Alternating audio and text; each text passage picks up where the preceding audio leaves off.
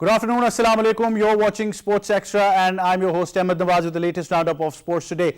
Pakistan have beaten the Netherlands by 16 runs in the first one international and have taken a 1-0 lead in the 3-match series. Not convincing at all. We have been discussing this yesterday, although we were a bit more critical than usual, but we had to be. And obviously a win is a win, but by 16 runs against the Netherlands side, I don't think that should be something you should be pleased about. Second, I think Netherlands did a fantastic job. Had Scott Edwards gotten more of the strike in the last 2 overs, Netherlands would have probably chased a target down the way they were playing. So, of course, a bit of inexperience from them, but then again, I think they'll be really disappointed. But at the same time, they need to be confident that they played wonderful cricket. Pakistan need to go back to the drawing board. It looks like that without Shaheen Shah Afridi, we're absolutely clueless in our bowling department. Haris Rauf a touch expensive, going on at an economy more than 8 runs per over. Same case with Wasim Jr. as well. We lacked that intensity of having bowlers for 10 overs. Naseem Shah was, of course, good, taking 3 wickets in his debut as well. But you need a bowler who can bowl 10 overs in different spells. If you're coming from a T20 background, 4 overs are good enough, but need to develop that capability of being able to bowl 10 overs. Maybe the captain wants you to bowl 4 in the first spell, 6 in the first spell, 2 each in the second and third spell. You never know. So I think that would be that. Fakhar Zaman once again scoring 100. That proves to be a match-winning innings alongside Babar Azam, who also got that partnership. And I think the late partnership by Shadab Khan and Salman Ali Agha probably saved you the match. Otherwise, we kept on saying that it's a below total. Pakistan should have gotten close to 350, but that didn't happen. So we will be discussing that in detail. After that, moving on to some nonsense in the world of cricket. I don't want to say that I expect this from certain players, but then again, I do expect this. Mohammad Hasnain was able to get the dismissal of Marcus Stoinis, who started making hand gestures claiming that he's chucking the ball, but we all know that Hasnain has had trouble with his action, and then it was cleared and then he was allowed to play cricket once again. It's of course very sad the way this has been portrayed by Marcus Stoinis, who's a seasoned cricketer, and coming from him, these are representatives of Cricket Australia, is very, very sad. People have gone to Twitter, they've expressed their resentment. Shoaib Akhtar, Test cricketer for Pakistan, the legend, the fastest man alive when it comes to bowling, also slammed Marcus Stoinis, and Stoinis not being charged of disciplinary breach. That is the latest there. So we'll be discussing that. Then moving on to football, FIFA has banned Indian Football Federation. All India Football Federation has been banned. Their membership has been suspended. It's been disallowed to host the Under-17 Women's World Cup from Delhi. And then, of course, India have faced a ban over deviation from FIFA roadmap as well. And then we'll be discussing the English Premier League in detail. Manchester United thrashed by Brentford. Kane salvaged a point for Spurs against Chelsea. Conte and Tuchel sent off after heated exchange. And Nunes sent off on Anfield debut against Crystal Palace. We'll be discussing all of that right after this short break in detail. Stay tuned.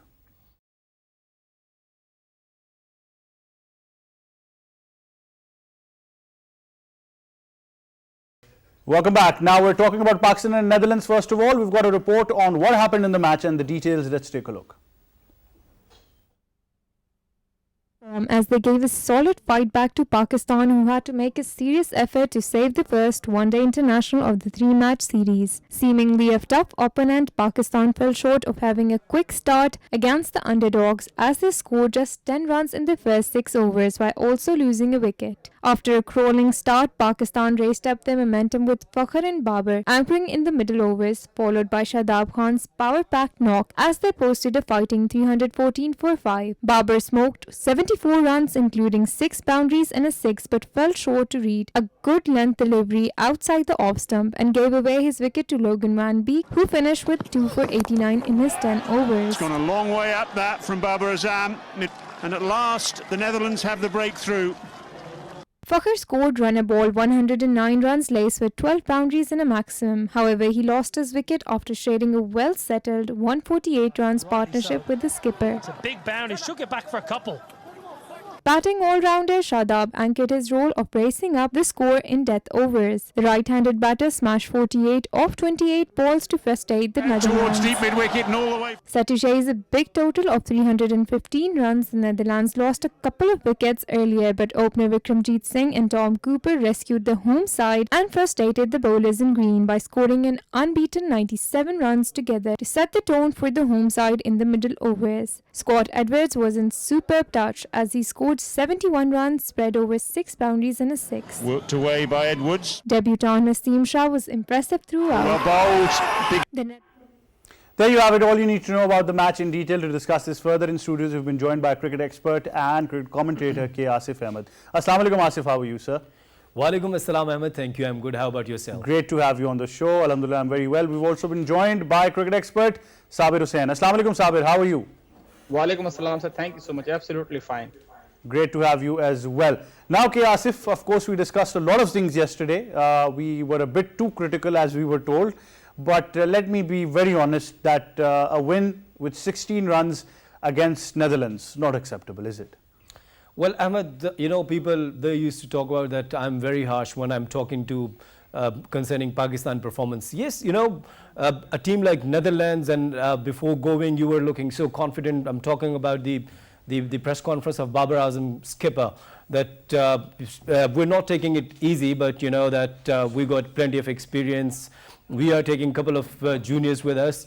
Overall, he was looking so confident. But when you see the performance and you see that a team like Netherlands, if they are about to chase your score, and when yesterday we were talking about, I said that I'm looking forward to get some 350 and 350 plus. So see, let's suppose if you are near somewhere 219, 200 and 300, it could have chased down. So if you talk about their strategy, I must appreciate the way they played.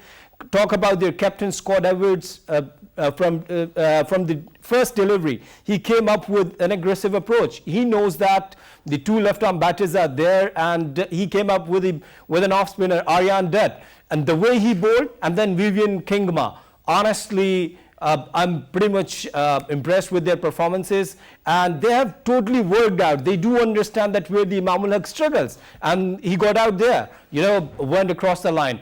And later on, Babar Azam is in a super touch. He always in a super touch. But when the way he got out, not acceptable. And this is not his class, that trying to hit over the long on and sort of, we were just discussing that because Madoff was up in the circle, he could have gone for a drive and taken a 4 or a single. But it's very unconventional. So something was going on in his mind at that time, probably. Ahmed, to be very honest, I think that he was in pressure. And of course that, that when you are playing with an average of 4.5, and you are looking forward that we are playing against Netherlands and we could go about 300 and 350. So there is a slight pressure in your mind, and when the Babar, a wicket down early on, Imamul Haq was not there, and you know that the middle order, you're coming up with youngster like Agha Salman. So just think about that. If you got out in 60 for 4 and you do not have Rizwan and all the rest of the batters, they depart, do you really think that the Agha Salman is in touch that he could make 100? Well, against the Netherlands, I think that would have worked, but not against a quality side. They would have choked you the moment they had Babar Azam out. So I think that will be the case, but there are many technicalities that we need to discuss one by one. Sabir, your thoughts on the overall game? Because Netherlands, I think, will be very disappointed. Had Scott Edwards gotten more of the strike, they would have chased the target down. But Pakistan will take this victory as a victory, but then again, you need to be a bit skeptical that we were just close to losing to the Netherlands. Absolutely. K. Asif and you yourself basically rightly described overall the performance of the Pakistan. To be very honest, a little disappointed. Win is a win. Obviously, everybody was happy that we basically won against Netherlands. A couple of weeks ago, we were very happy when we won against, Sri Lanka, the first test. But there were so many, hurdles in between. But the second test we lost. So this win basically, we should not be so much excited, because heads off to New Zealand, the way basically they planned their strategies. Number 15, 16 ranked team. Against their bowling attack, Pakistani, world-renowned batsmen like Imamul Haq, Fakhar Zaman, Babar Azam, they really struggled. Okay, fine. There was a moisture on the pitch. Initial 5 to 6 overs. What about? They were struggling till 25th over. So heads off to bowling obviously of Netherlands, but very disappointed to see Pakistan was feeling so much pressure that like we were playing against the Australian bowling attack. Heads off to the Pakistani youngsters. Shadab Khan. One thing I want to mention, Salman Agha. Again, he's playing. Yesterday basically he was saved. If you're if he's a middle order batsman, he should have come at number 5, but no.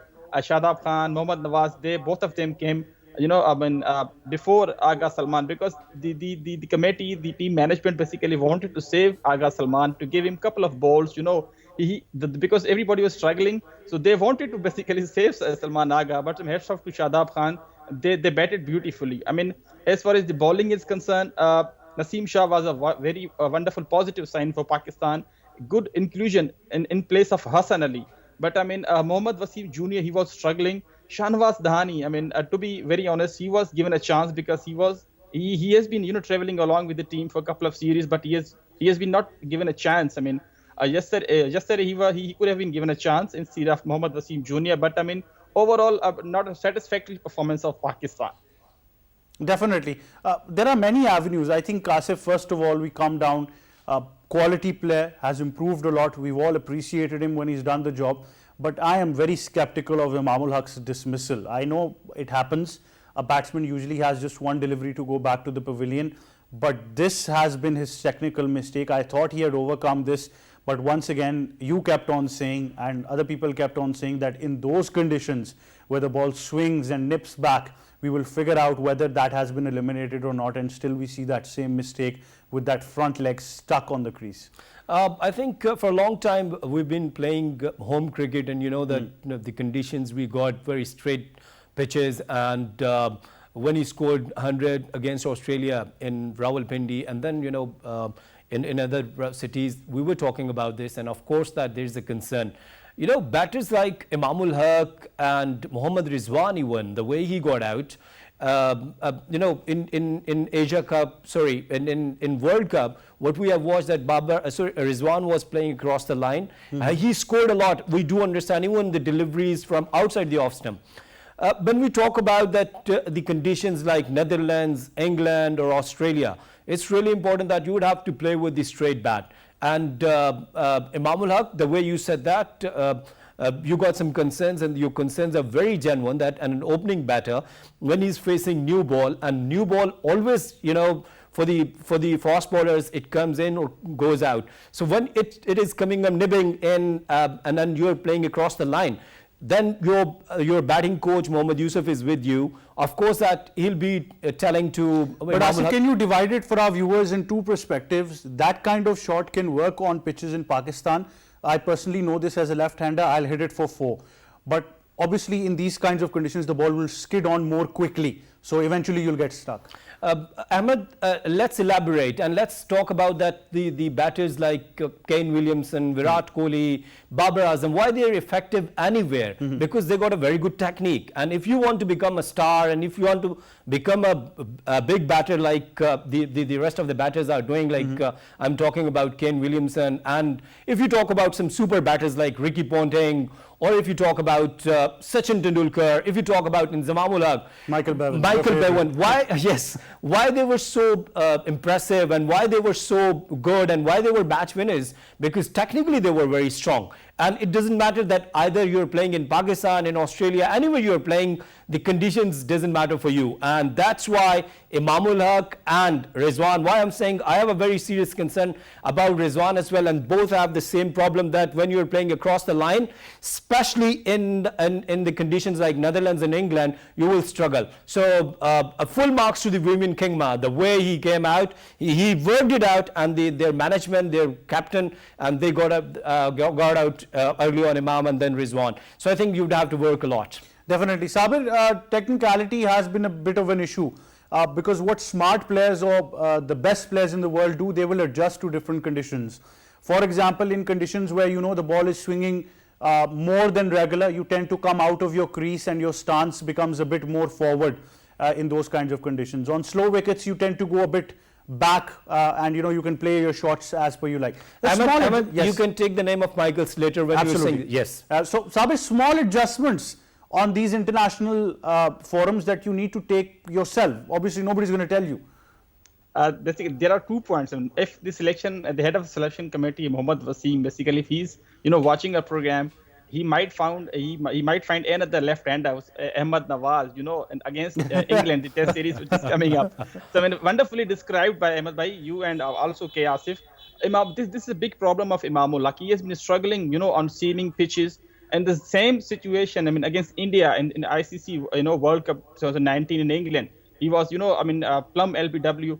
I think against Hardik Pandya or something. I think again in England as well, a couple of series ago, he struggled against the English bowlers. I mean, so definitely it's only slight adjustment. Imamul Haq is a wonderful player. He has improved a lot in ODIs and also in Test matches. So we must not be so much harsh on Imamul Haq, but yes, we are basically analyzing his techniques. There are some mistakes. Mohammad Yusuf must work on Imamul Haq techniques as well, because he has been struggling on seaming pitches. As far as Mohammad Rizwan is concerned, he has been badly struggling, to be very honest. Also, we are trying to, save Mohammad Rizwan because you have so many wicket-keeper batsmen in other formats. Okay, he has been phenomenal in T20s, but I mean, he has been, to be very honest, he has been struggling in ODIs and also. But Sabir, what's the replacement? I mean, I want to ask you this question because I have said this on various forums that Mohammad Rizwan is the best choice for T20 right now. Why can we not look towards Sarfaraz Ahmed for one day and Test cricket? Why do we have this problem of, a bit of a selfishness that is prevailing, that no, we won't let him play anywhere? To be very honest, that means Suhail, Tanveer Ahmed, he's basically right. The Karachi, the cricketers from Karachi are being harshly, treated. Sorry to say this, because you have a wonderful wicketkeeper, Sarfaraz Ahmed. If you have included, Haris, youngster, why don't you try Haris? Because you are trying Aga Salman. He has been with the team, a couple of days ago. But I mean, you have Ruhail Nazir, under 19 captain. He has been a wonderful batsman in ODIs as well. Why don't you try Ruhail Nazir instead of, bringing Mohammad Haris, the PSL performance? So, I mean, you have so many wicket keepers, but we are only relying on, Mohammad Rizwan. To be very honest, Sarfaraz Ahmed chapters is closed as far as the selection committee is concerned. I don't think so. He will be given a chance very soon in ODIs or in Test matches, even in T20s, because you have seen Ruhail Nazir. So much investment on Ruhail Nazir at under 19 level, at Pakistan A level as well, but no, he has not been picked. I mean, in spite of picking Ruhail Nazir, you have picked, Mohammad Haris. Okay, he's a fine youngster. He had, I think, made a double hundred, triple hundred, I think, domestic cricket, but he's a youngster. These youngsters should be brought in the National Cricket Academy. The coaches should be working with them a couple of you can say seasons, but then they should be brought to the national team. I mean, Sarfaraz Ahmed vested so much great talents vested in Pakistan. Same situation, I think, with other wicketkeeper batsmen. You have Ruhail Nazir, Haris as well, Sarfaraz Ahmed, but I mean, Mohammad Wasim has to look at these three. Absolutely. Asif, overall now coming to the bowling, and then we'll move on to more stuff in the world of cricket. Like I said, we've got a criteria of T20 and then one day cricket. Unfortunate, but that's the case right now in Pakistan. They're all quality bowlers, but it's a difference when you've got 4 overs and then you have to bowl 10 overs. Bowling 10 overs is a complete art. Yes, that's right. And once again, serious concern when you're talking about the bowling of Pakistan. Haris Rauf, he is coming up with a sheer pace, but you know that when we talk about his loose deliveries, in each over he used to bowl 1 or 2 loose deliveries, and when you were coming up, as you said in your intro, that an economy of 8 runs or more than 8.5, it's always questionable. And Naseem Shah started very well, and we always talk about that if he's in red ball, why not he is in white ball cricket. So he has proved himself the way he bowled last night. And one thing I would have to understand, and I would have to really comment on that, and that is a genuine off spinner in Pakistan. Saqlan Mushtaq, the head coach, is working with Pakistan team and in high performance center for a long time, let's say 2-3 years. Why not we're getting a genuine off spinner, which is really important in Test cricket and then ODI as well, because he remained himself as a legend off spinner. So these are the serious question marks that Pakistan is struggling in bowling as well. If there is no Shaheen Shah Afridi, you'll be clueless. Yes, and then I think the good addition of Naseem Shah, Mohammad Wasim is good, give him some more chances. But I think that Haris should have improved himself. But I think in Pakistan there is a problem that when you start, come up and you start really good. But with the passage of time, instead of getting some maturity, you get some more weight. You get the way back to stage one. Yes, the way Haris was bowling last night.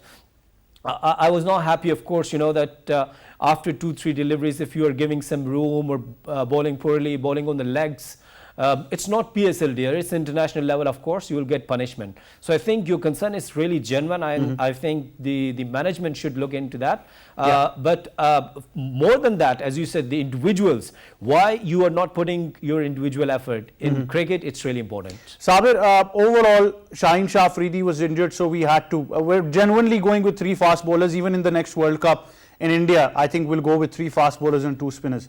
So automatically, Hassan Ali was rested. Shaheen Shah Afridi gets injured, so we go in with Haris Rauf, Mohammad Wasim Jr. and Naseem Shah. Naseem Shah bowled pretty well. He's one bowler who can probably go that distance with 10 overs. But then again, I think this is Netherlands against a quality side. Naseem is going to struggle because I was gauging the line and length. Apart from this, if Shaheen comes back, we're going to drop 1 bowler. Haris is going to play permanently. I know that for sure. Most probably Wasim Jr. is going to be dropped. But had there been any other injury, if we look back on the Pakistan domestic circuit or on our bench strength, do we have a bowler to bowl 10 overs? Do we have multiple bowlers we can use for 10 over spells? In Pakistan, we have seen so many fast bowlers who have been, struggling, who used to struggle to bowl 10 overs, especially the little fast bowlers. Naseem Shah I think he was struggling in his 9th over. I think he had a little bit niggle. I think what basically I watched yesterday. But he bowled brilliantly. The way he bowled, the ball was reverse swinging as well. So he's a youngster. I think he has been coming back from the injury as well. So he should be utilized properly, because we basically pressured, put so much pressure on Shaheen Shah Afridi. He has to play all 3 formats as well. So for looking at the World Cup, a couple of years, then in India, you have to have at least 6 little fast bowlers who can bowl at least 140, 150 miles per hour. You have Mohammad Hasnain as well. He has been phenomenal. You have Mohammad Wasim Jr. Haris Rauf as well. Looking at Haris Rauf, Haris Rauf, I think he has been bowling, okay, as far as, the ODIs is concerned. 1 or 2 balls, okay, fine. Every bowler has to bowl the bad deliveries. But we basically need to appreciate the batting of Netherlands as well, because they were batting brilliantly, rather than so much harsh on social media on Haris Rauf individually. To be very honest, because he has improved a lot, because from T20 bowler, from tennis bowler to T20 bowler, then the ODIs, he has been okay because he picked the crucial wickets. We were struggling because we were not picking up the wickets at the crucial moment, and Haris Rauf and Naseem Shah as well, both of them basically picked yesterday the crucial wickets at crucial time. That was the turning point of them. Otherwise, they could have chased the target in 40. Definitely. That would be that. But Asif, do you want to know an interesting point? Yeah, sure. Mohammad Wasim, the chief selector, has been there for Netherlands as well for quite some time. Wow. So he's been there. But on that note, we'll go towards, of course, a short break. We'll be right back. Welcome back, and now discussing an incident that took place in the 100 in England, where Mohammad Hasnain got the wicket of Marcus Stoinis, and a batter is never happy when he gets out. He finds all kinds of excuses, but Stoinis went up a notch as far as being a ridiculous character is concerned. He started accusing him of chucking and made those inappropriate gestures there as well. It was condemned throughout the cricketing fraternity. Shoaib Akhtar also took to Twitter. And I would like Stoinis to do that to Shoaib Akhtar in his prime years. And in the next match, I think he'll tell him what fast bowling is all about. But Asif, your thoughts on this? You're a representative of an international cricketing side, Cricket Australia, youngsters look up to you. But it's just disappointing that this has happened. Well, that Australians have this problem for a long time, that they remain in racism as well. And especially when we talk about the Asian fast bowlers and spinners, that they were talking about the legend Mutaya Muralidharan's action, and then Saeed Ajmal, and early on, that Shoaib Akhtar faced the same problem. And Marcus Stoinis is a very seasoned player and very senior player. Even if you think that the Hasnain is checking, why you shouldn't go and you should have reported to the match referee instead of showing and instead of telling over the cameras to the entire world that he is checking.